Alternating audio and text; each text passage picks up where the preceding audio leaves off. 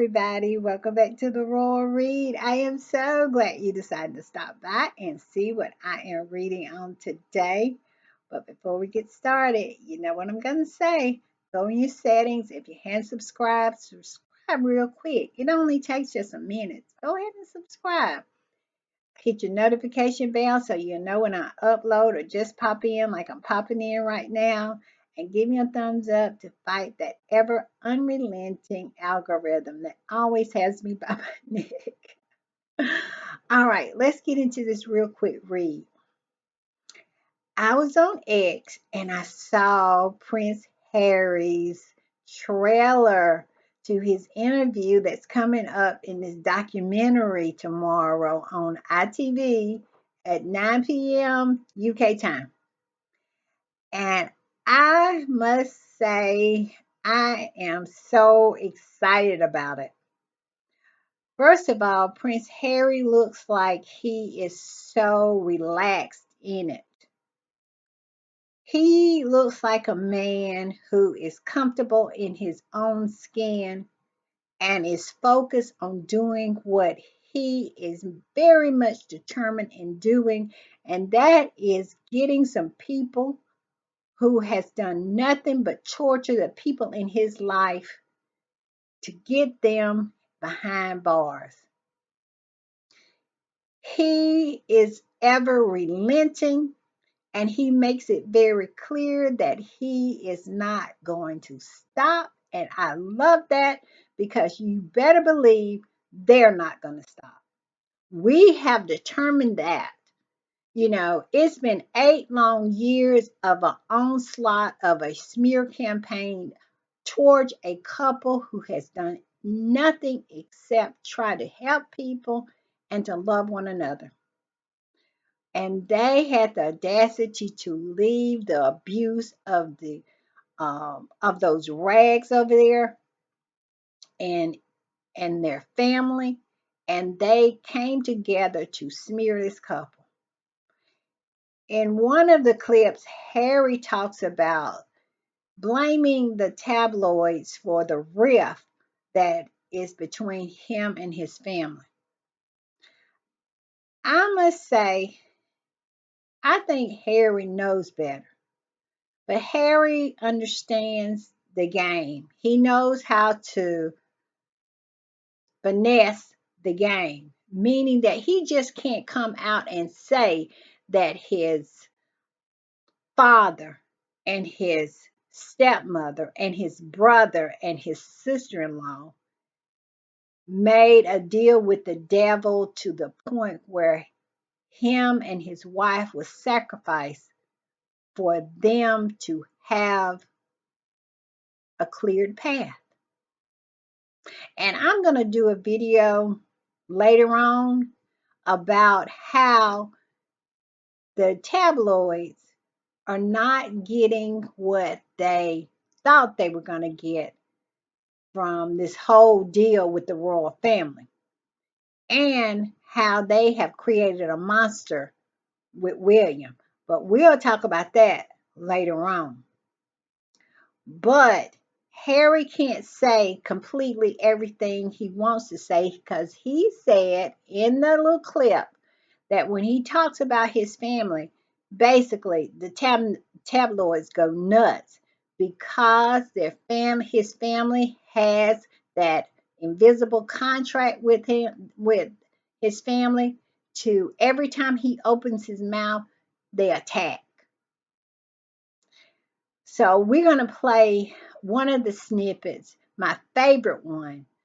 My favorite clip is about him talking about his mother, Princess Diana, him taking up for his mother. The title of this pop-up podcast is going to be The Tale of Two Sons. One son who is willing to sell his mother down the river in order to have good press for himself. It is no limit that who William is willing to throw under the bus when it comes to him clearing the path for himself, not even so much his wife and his children. I really feel that William would throw his wife, his children, and anybody else, which we already saw him throw his brother under the bus, in order for him to be able to do whatever he wants to do, and everybody stay mute about it. And so he got on national television and pretty much threw his mother under the bus because the palace told him to do it. He read what they wrote for him, and he never even paused when he read the part where he said that his mother was paranoid. And I remember Harry's response, and Harry's response was so different from William's. Harry said he acknowledged that the panorama interview that Princess Diana did was done by, shady methods and trickery and lies. He said that. He said, but her words were her words. That's the way she felt at the time. Not disregarding how the whole interview came about, but it never changed how she felt. Because at the time, she didn't know about the trickery and whatnot. She was speaking her truth. And the trickery came to play that she was motivated to tell her truth, but her truth was her truth. It never changed. And so that was Harry's approach. And now Harry is taking up for his mom again. He has Princess Diana's back again. And I want us to listen to what he said.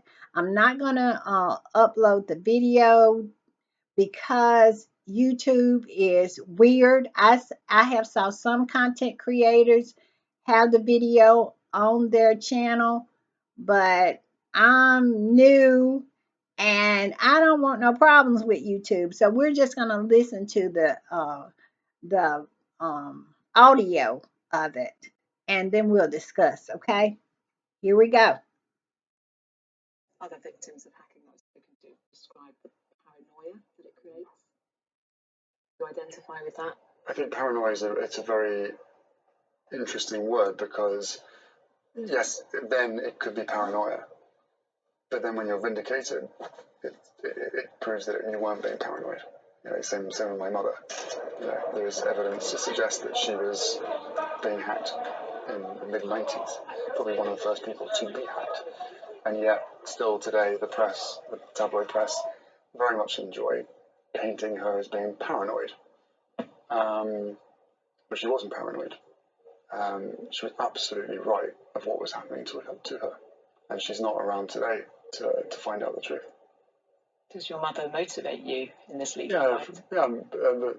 There's all sorts of things that motivate me. While it's never been proven in court that Princess Diana was hacked, the past remains raw. Other victims of hacking. Well, I'm not going to play it again, but you heard what Harry said. Harry said it's evidence that Princess Diana was hacked in the mid-90s when mobile phones were just coming out and easily accessed. And you see, he wanted to go on national TV and straighten it out what his brother had said. Harry is not going to let it stand all the nonsense that they say about his mother. And I love the part where he said, it's a lot of things that motivate me. It's not just his mother, how she was treated and killed. It's how they tore his wife apart. How they called his son, newborn son, a monkey. how they tormented his little baby who was what, 3 days old, and then after her christening, a year old, tore her apart about a name.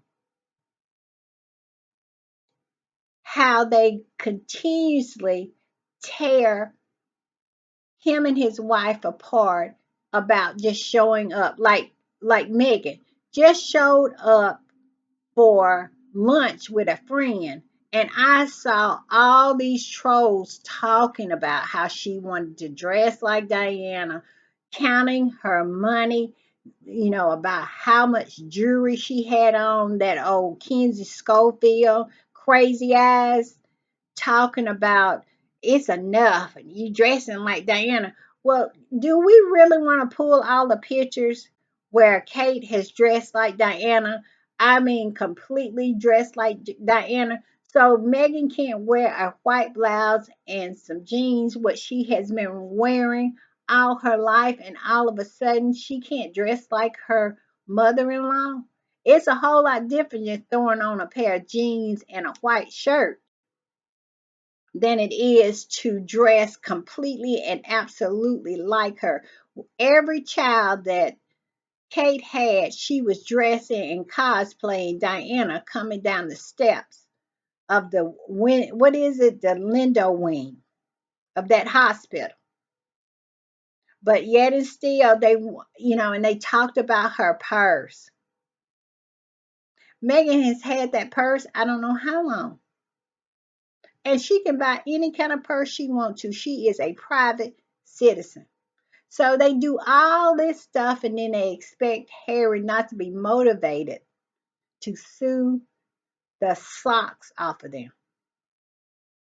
And Harry is not going to stop. He's absolutely made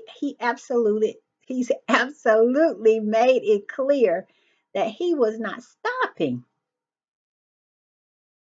He said it takes somebody like me to do this, meaning I am going to see it to the end. I want somebody to go to jail. With the combination of Harry, Hugh Grant, Charlotte Church, and that other, I saw a clip. I don't know what his name is, but his clip, his teaser clip was heartbreaking. This man was at the point of unaliving himself. And Charlotte Church mother. I mean, it's just so much that's going to be in this documentary. I cannot wait. I am going to find some way to watch it. I hope to record some of it, the audio, where we can discuss it because, copyrights and all. But it's going to be so good. I'm so excited. I'm so excited, and I'm so, so proud of Harry. This is truly a tale of two sons. One who will not take up for his mother because of the fact that he is more interested in his own skin, what he's doing in the background. Because if it weren't for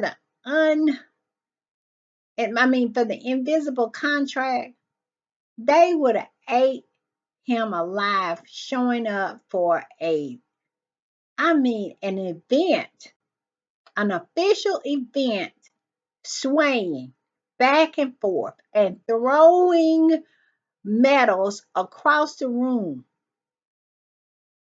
trying to catch them because he could not function. That something was going on with him. If Harry had did something like that, we would still be hearing about it to this day. Like we are the Yahtzee outfit what Harry had on when he was 19. He is interested in being able to do whatever he wants to do, and they stay mute about it. He could care less about his mother's legacy or her good name. Harry is willing to put it all on the line take all the heat, and whatever the tabloids are willing to send his way to smear him with, he is willing to do that to show that his mother was not paranoid, that she knew exactly what she was talking about, and that he will not accept anything less but for her to be vindicated. I love it. See y'all later.